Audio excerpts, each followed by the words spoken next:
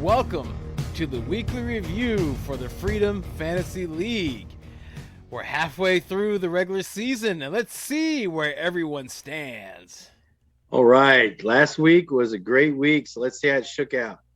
With an amazing game from Kenneth Walker III, not to be confused with the second or the first, Bambaataa destroyed Blitz 175.85 to 160.55. The sting was real when Mom Spaghetti splashed into Snake Eyes. 209.55 to 187.85. Mom Spaghetti lost one of her biggest meatballs with the unhip news about Jamar Chase, but at least he gave her 51 points in his last game for a while. And that's very beneficial because usually people go out and give you nothing. Yep. So that was big help. Yeah. Yeah. Even though ever strong Mark Andrews was non-existent and newly acquired Najee Harris barely cracked double digits, that gut digested blue hair white dragon 149.70 to 125.62, handing her another loss, which leads us to what does it lead us to? The matchup of the week. All right, man. So this match is in this category only for one reason. One reason only. It is to celebrate God's Yard finally popping his fantasy football cherry with his first win of the season. So congratulations, God's Yard! Yay! Yeah, it took an extraordinary performance from Tyler Boyd, an uncharacteristic output from Aaron Jones, and a non-linear approach from his opponent, but God's Yard beat Racer X 173.30 to 168.35. So close. Yeah, it literally was only 4 players that came to play for God's Yard, but it was enough after Racer X's decided to race with one flat tire when he strategically went without a defense, choosing depth over wins.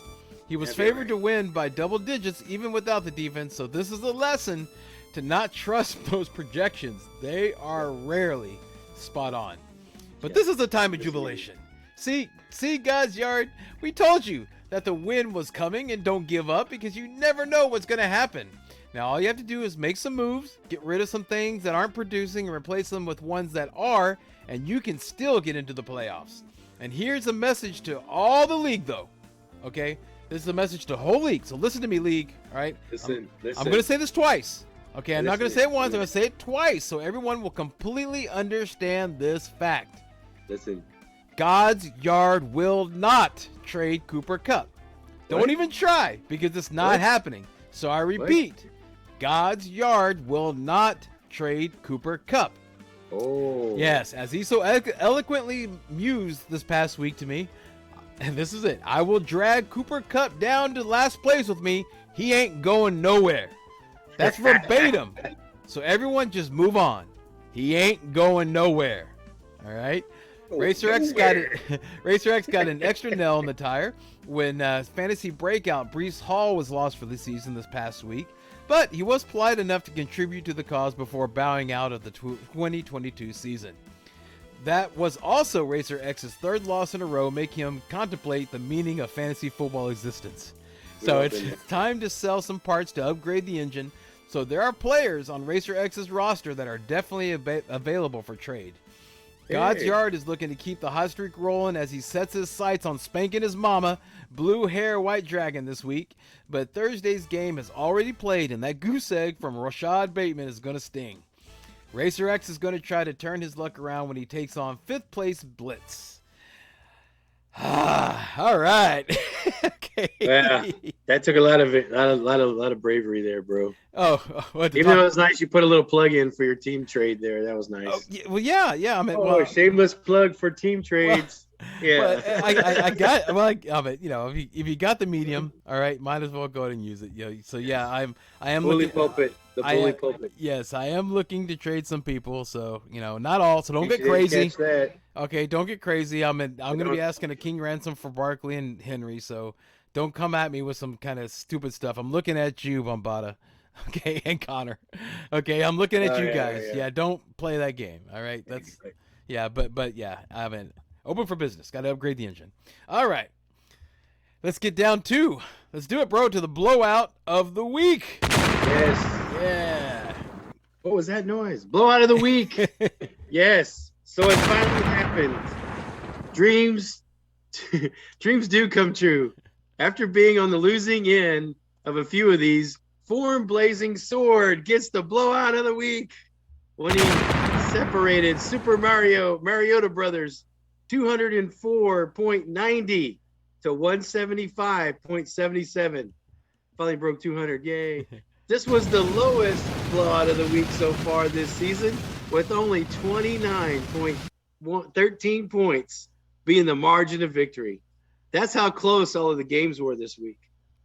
Form Blazing Sword got an amazing 86.55 point effort from Joe Burrow. That's what made the difference. Even a 47-point contribution from Josh Jacobs could not prevent the blowout after that performance.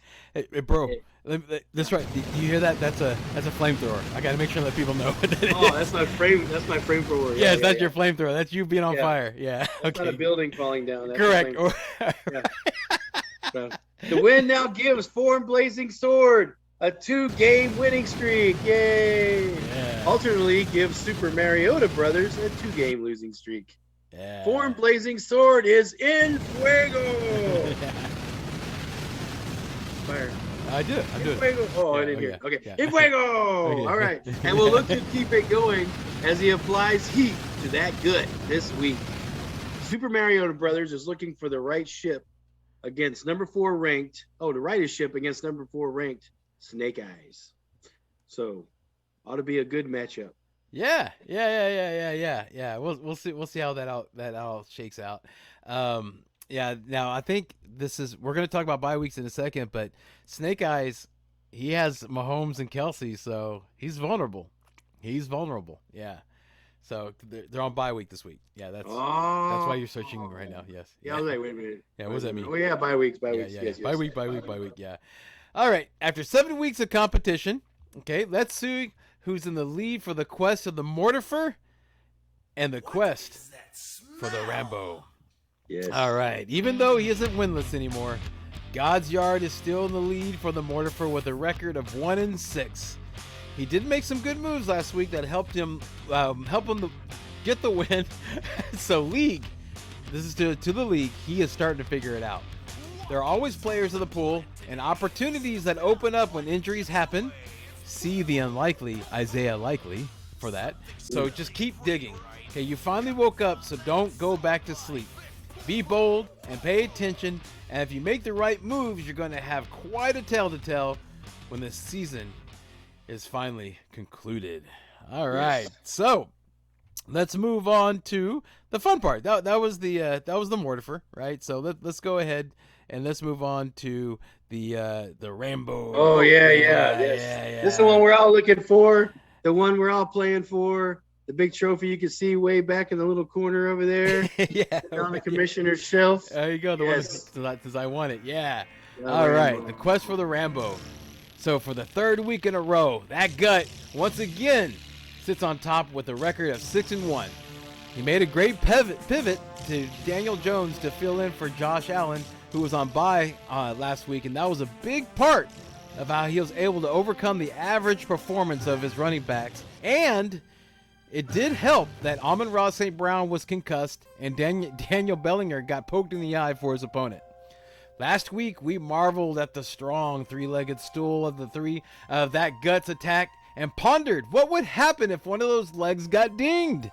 Well, it happened, and we are all about to see how that gut weathers the storm of the Mark Andrews injury. In the tight end only spot. Yeah, that gut. Wouldn't it be nice to put a high-scoring, high-producing running back or wide receiver that is just sitting on your bench in that spot instead of scrambling for tight end scraps? I wonder. Wouldn't that be nice? Huh? Right? Yeah? Instead of going from like 28 to like 6 Remember that? Yeah. So wouldn't that be nice to go from 28 to 28? Wouldn't that be nice? Yeah. Give it a think. Give it a think. What can we do to solve that issue? The win gave the Gut a 3-game winning streak, but as mentioned earlier, he is now going against Form Blazing Sword this week, who has caught fire again and is now dangerous. 2 wins aren't enough for his win streak, and Form Blazing Sword is burning for more. All right. Indeed. Yes, so, yeah. Move on. Let's move on. Next spot. Let's see if it keeps going, man. Let's see how it keeps going. Well, like when you said something to me, like you texted me something that made me laugh. When you said, "Grandpa say it don't rain every day." Yeah, grandfather say it can't rain every day. Yeah, so don't forget that. Yeah, it can't rain every day. Yeah. So I gotta remember that. I'm in my 3-game losing streak right now. I gotta remember that. That's why I told you that. Grandfather say it can't rain every day. I'm just I'm crying right. I'm Eeyore right now. Yeah, I think about my team. That's part of the drama of this stuff. Yeah, it is. So, so I know what it's time for. It's time for another episode of Oops, I Shit My Pants. Yes, let's review last week and see how things went. Let's see here. Oh, here's one. For starting Keenan Allen over DJ Moore, who scored 7 times more than Keenan Allen, God's Yard, this one is for you. All right. That's nice. So Bombada for starting Alec Pierce in the flex instead of Curtis Samuel, who scored over twice as much. Here's your gift.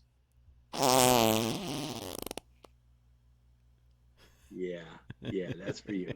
So he escaped last week, but he's back again. Form Blazing Sword for starting Zach Ertz instead of Hayden Hurst, who scored twice as much. This one is for you. Ooh, that sounded like Zach Ertz playing last week. Yeah, that sounded like it Ertz. Yeah. And here's one for Super Mariota Brothers for starting Amari Cooper in the flex and leaving Juju Smith-Schuster's 38.90 points on the bench. Here is what you deserve.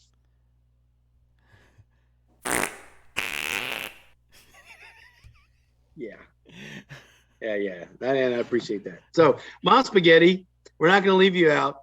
Mom Spaghetti is getting gassed for starting David Montgomery and left Travis Etienne Jr.'s 30.40 points on her bench.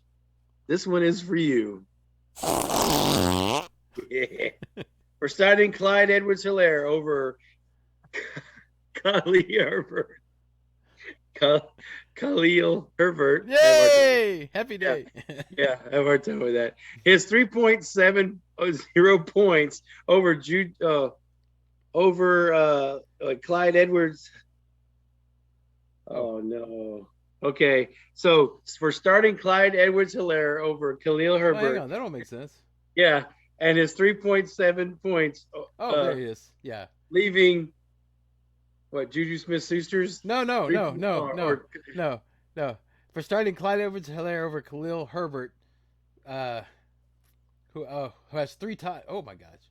Never mind. Move on. This is for me. So for starting Clyde Edwards-Helaire, and there was more points, this one's for you. And for me for not being able to say it, yeah.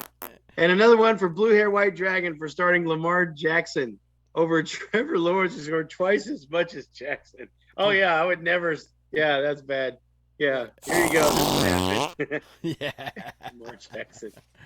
Oh. Yeah, we would have all done that one. Yeah. Oh, and here's another one. The last one here. That gut got the bubble gut when he started at Mark Andrews over David Njoku, who scored about 15 times higher than Andrews. Here's what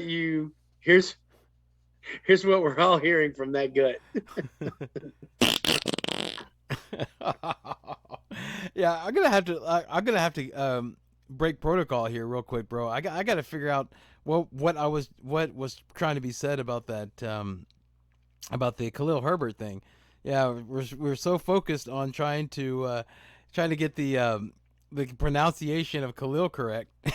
That we messed up. Yeah, basically, yeah. Something bad happened. Yeah, okay, there you go. Scored to somebody else. So yeah. Khalil Herbert or Clyde Edwards-Helaire had 9.7 points, and Khalil had 19. Yeah, so there you go. Yeah. So there you go. That's what we were trying And to Juju say. Smith-Schuster had nothing to do with it. Yeah, no, that's for me.